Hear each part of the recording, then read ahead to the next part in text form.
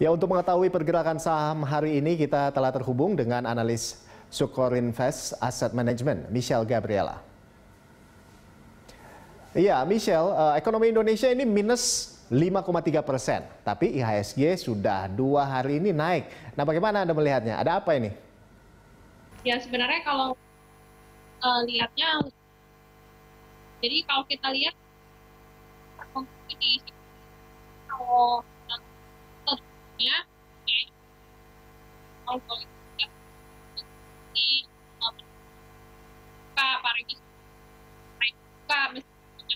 buka tapi ini menggerak bandingkan dengan karena kalau kita lihat mau juga jadi memang market lebih forward merespon berita sebagai ya udah negatifnya itu.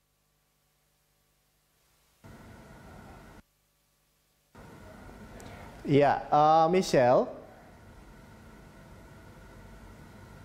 Anda sudah dengar suara saya, Michelle?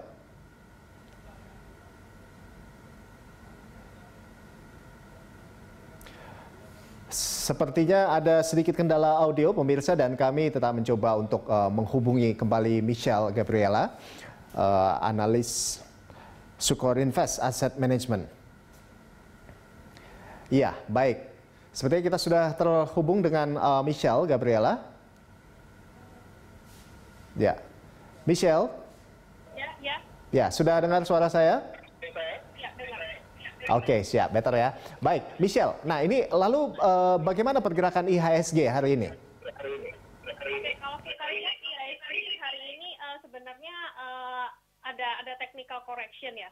Karena memang kalau kita lihat dengan IHSG ini sudah 2 hari rally karena memang pengumuman GDP yang ternyata second Q terkontraksi dan tapi endingnya adalah sudah tidak lagi terkontraksi karena memang kuartal 3-nya harusnya membaik. Jadi marketnya sudah forward looking dengan 2 hari rally sebenarnya ini ada technical correction aja tapi indeks kita ongoing on track untuk bisa rally lagi sih sebenarnya. Baik, Michelle, lalu sejauh apa dampak kontraksi ekonomi dan deflasi di bulan Juli akan menjadi sentimen untuk IHSG? Kalau kita lihat memang deflasi memang terjadi kan karena memang memang daya beli turun semua karena memang ya ada PSBB dan sebagainya. Tapi harusnya sih mulai bulan-bulan ini sih sudah mulai kelihatan ada kenaikan ya. Kalau kita lihat seperti contohnya perumahan di BTN itu tipe yang paling kecil itu mulai pada pertumbuhan bulan April. Tapi tipe yang agak besar itu sebenarnya tipe rumah agak besar itu sebenarnya udah naik sudah mulai ada pertumbuhan itu sejak bulan Juli. Jadi sebenarnya kalau Juni-Juli lah, jadi mulai ada pertumbuhan. Jadi memang pertumbuhan dari sisi penjualan ya. Jadi sebenarnya memang deflasi ini hanya sementara kalau menurut saya sih. Ke depannya di kuartal 3 ini harusnya sih bisa improve lagi. Baik, jadi Anda melihat bahwa di bulan Agustus ini trennya sudah mulai menguat seperti itu ya, Michelle. Nah, selanjutnya ada sektor apa ini yang paling terpengaruh kontraksi ekonomi Indonesia kalau Anda melihatnya? Kalau yang kita lihat sih sebenarnya pelemahan sektor perbankan ini lebih besar dibandingkan dengan kenyataannya. Karena kalau kita lihat seperti Bank Negara itu turunnya sekitar 46%.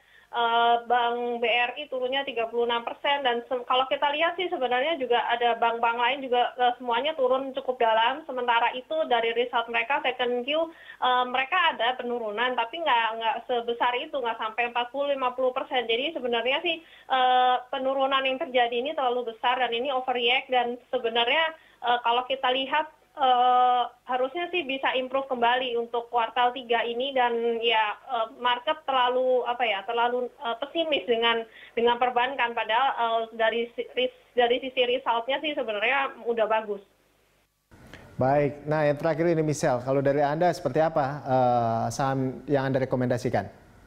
Iya, kita masih suka BNI, Bank Negara, sama BRI karena kalau Bank Negara memang karena turun terlalu dalam dan valuasinya terlalu murah sih sebenarnya, dan juga Bank BRI karena memang sentimen karena pemerintah akan memberikan subsidi kepada pekerja yang di bawah 5 juta. Jadi kita masih suka dua bank itu dan sebenarnya ini masih memimpin penguatan. Baik, terima kasih Michelle atas informasinya dan selamat pagi. Ya, pemirsa, demikian tadi analis Sukor Invest Asset Management Michelle Gabriela.